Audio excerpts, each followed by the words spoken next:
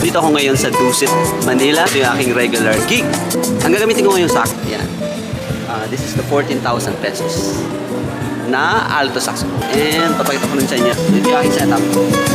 Okay, ang gamit ko rin palang mouthpiece is yung aking metal mouthpiece. And saka ligir na rin. So, pakinggan nyo yung sound.